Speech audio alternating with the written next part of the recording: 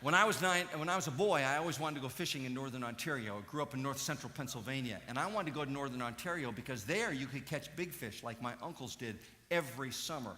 They would bring home ice chests full of fish, like this big, without even heads or tails on them, and they were this big in the ice chest.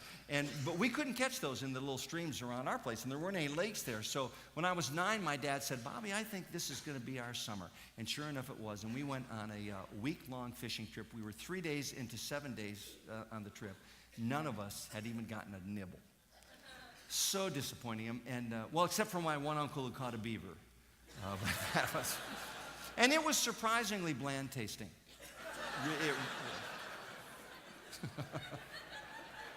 That is not true.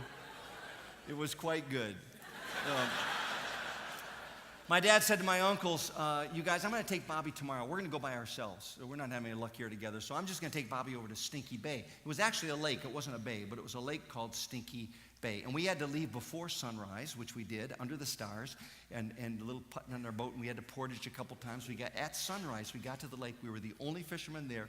We threw in our lines with the bait on it, and wham, wham, just like that, we brought in these 2 big fish. My job was to put the fish on the stringer, through the gills, hanging on the edge of the boat there.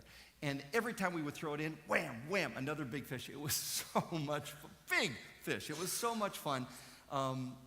It's the first time I ever caught a fish with no bait on my hook. My hook fell in with no bait on it while I was doing my work. Another fish took the hook. It was so great. And about 10 o'clock, my dad said, "You know, Bobby, we're still catching fish, but we can't carry any more out, and they'll just spoil. And we don't want the fish to die. So why don't we just take what we have? And this is about all we can carry. So let's have our sandwiches now." And my nose was starting to burn, so I didn't mind, and I was ready anyway. So we had our sandwiches, and my dad rowed around a bit around the lake there while we ate them. And then my dad said, "Well, let's head on out." So I reached for the stringer on the edge of the boat, and it was gone. Somewhere in that deep water, 20 fish swam unusually close.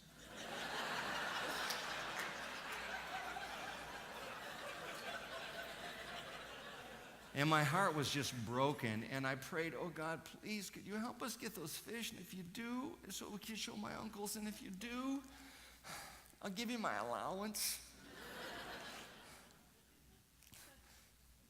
"All right, I'll be a missionary." Wasn't going to happen.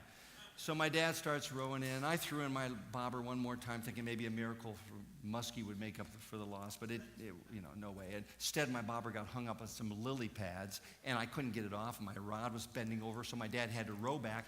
I couldn't pull it off the lily pads, so my dad came and ripped the root out and tossed it to the side, and I reeled in my line, and on the end, I had caught the entire stringer of fish. True story. The miracle at Stinky Bay.